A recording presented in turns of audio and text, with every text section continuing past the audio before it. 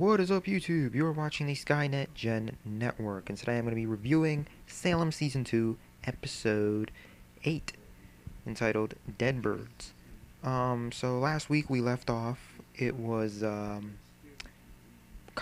Increase Mather shows up to Cotton Mather's house. Cotton Mather freaks out, and, that's the beginning of this episode. We pick up right from there. Cotton Mather is panicking. And then randomly, Increased Mather just disappears.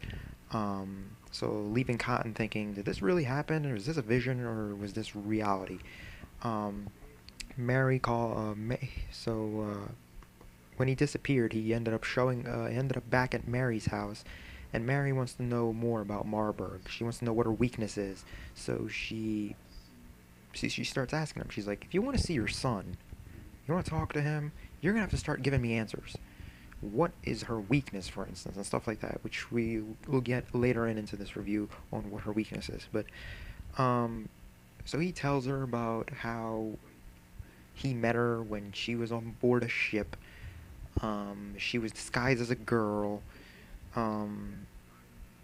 He tried to kill her, but she grabbed him. Well, as he grabbed her, his hand ended up being burned, as if she was made of like acid or something. Um, and it burned his entire hand. Yeah. So, which explains why he was wearing gloves in the first season. If you watch the first season, he's always trying to cover up his hands. This explains it. So there was that. So Mary's like, you got to tell me everything, and I'll let you talk to his son. So after that scene, we go to the Anne Hale. She has decided to keep holding the Book of Shadows. The scene starts off. She's lying there in her bed, and what's his face? Marburg's son shows up randomly. She's sleeping. She wakes up. He's like staring at her. And she jumps up and she's like, "What are you doing?" And he wants the book, and she doesn't. She refuses to give it to him. She's decided to keep the book, and she will give it to Marburg whenever she feels is necessary to give it to her.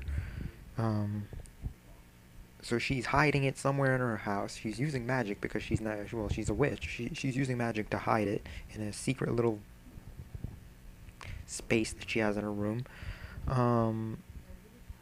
After he leaves, she actually goes into the secret place, and tries to open the Book of Shadows, but it's locked.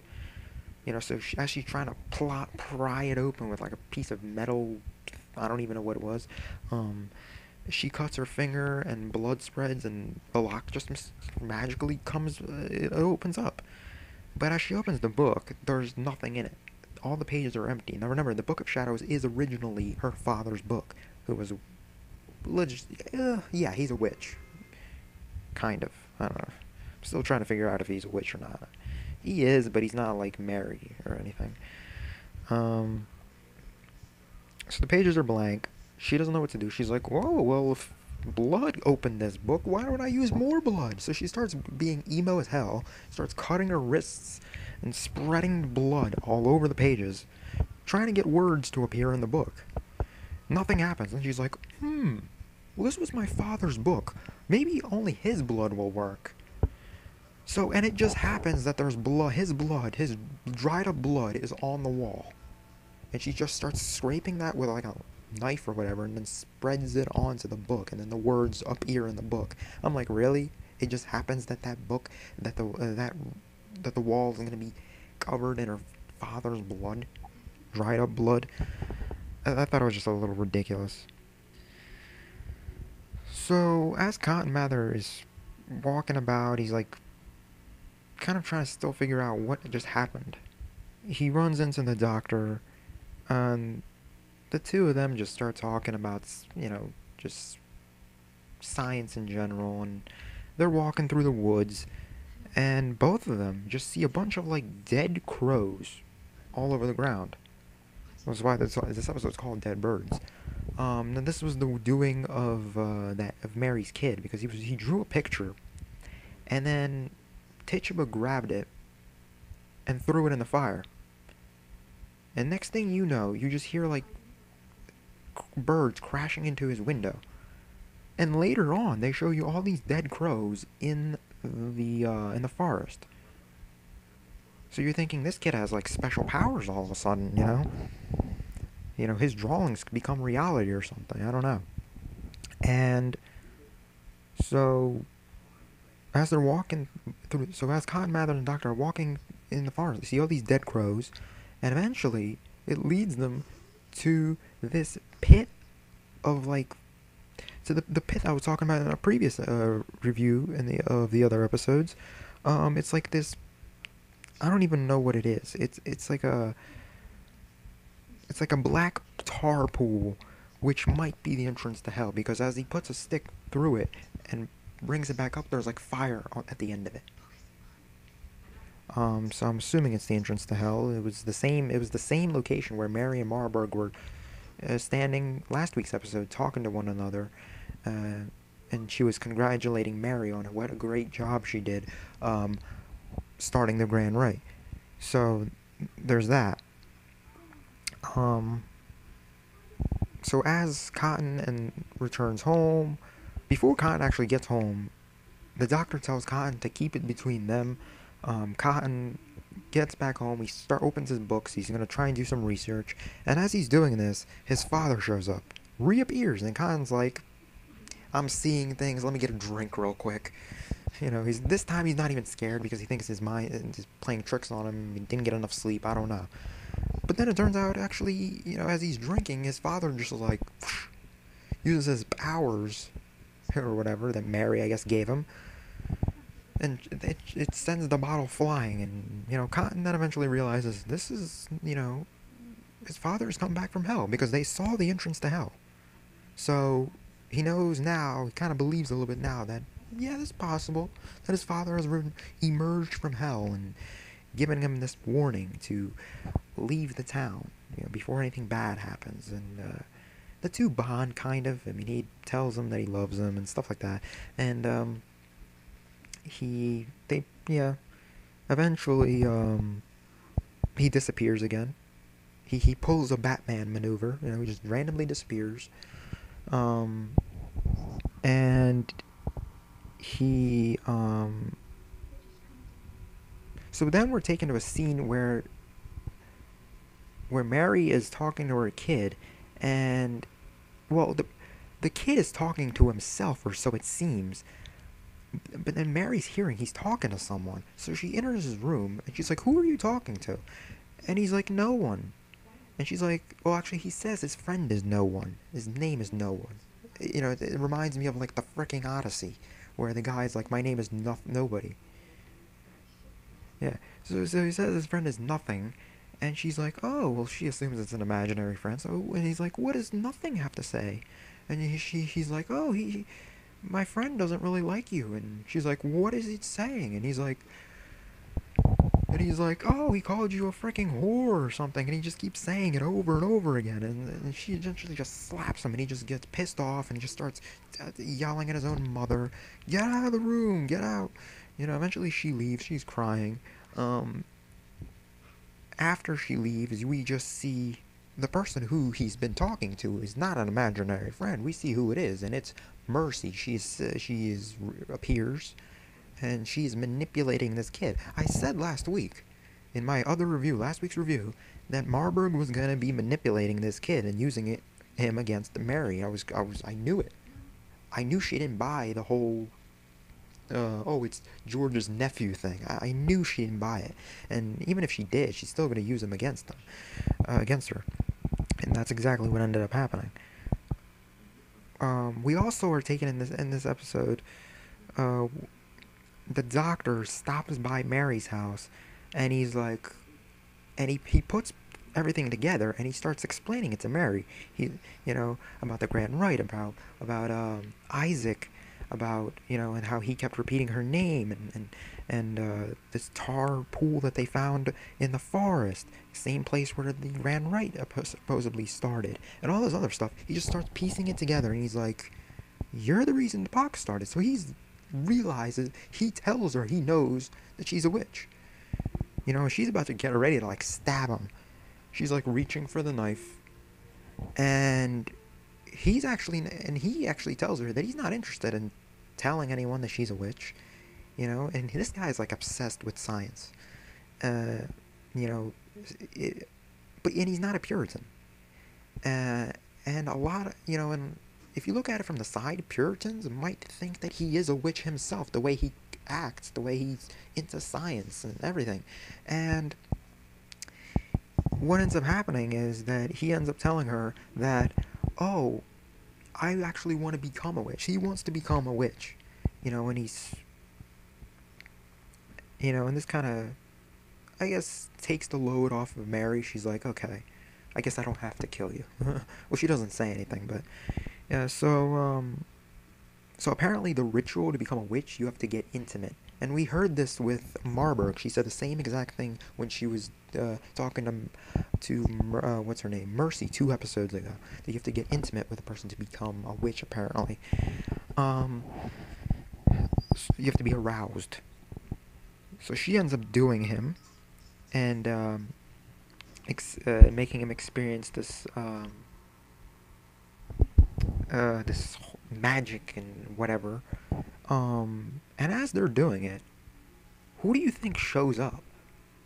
Marburg's son randomly shows up as usual. He always shows up, not giving anyone any privacy, or so it seems, because I swear, one minute he's staring at Anne while she's sleeping, now he's watching them have sex. Like, what the hell? And remember, he's supposed to marry Mary, and he's seeing this, So, it's just, it's interesting. And, also in this episode, so in the past 2 episodes, they've been taking forever to further the plot with Tituba and John Alden. Tituba captured John Alden like 2 episodes ago. Last week, all they showed was him getting tied up. This week, again, not a whole lot. All we see her doing is what is she doing? She's kind of seducing him. She's trying to get him to join her, and as we learned in this episode at least, that she's planning to go against Mary. She is tired of her. She no longer cares about her. She cares about her, but you can tell she wants to kill her, or so it seems. I mean, I should have picked up on this early, because she didn't tell Mary that she has John Alden. But I always assumed that because it was a distraction, as in previous episodes, that's what they've been always saying. It was a distraction. That's why we don't want you to see the kid. That's why we don't want you to see John Alden. It's a distraction. That's what I was thinking. But now it's more. She's trying to get back at her. And, maybe this is why she's seducing her. To make her Mary jealous. I don't know. So towards the end of the episode, we see that Increase Mather has a time limit. I thought he showed up and he could be there as long as he wants, but apparently he has a time limit, and that's why he was asking to see his son, I guess, because he has such a short time left on here before he goes back to hell, I guess. But before time is out, Mary's like, well, hold up. Time is ticking, but you still haven't told me what her weakness is. And he tells her that her weakness is her soul, and that her soul is her ship. And remember, like, episodes ago, I don't even know, like 4 or 5 episodes ago, after Mary was attacked by Marburg in her own home, she decided to get back at Marburg and burned one of her ships. And remember, Marburg got pissed off, and I was always wondering, like, why is she so pissed off? So one ship got burned, big deal. She's a freaking witch. Why does she care? Make another ship. I don't know. She doesn't really care about people dying. I mean, what's the big deal? And I'm assuming that ship, which I'm assuming is still intact, because the fire, I'm guessing, was put out, was her soul, essentially. So that really ended it, and that's how the episode ends. It ends on a kind of cliffhanger. This episode was a lot better. The last 2 episodes, I feel like they were going off the rail, bunch of action.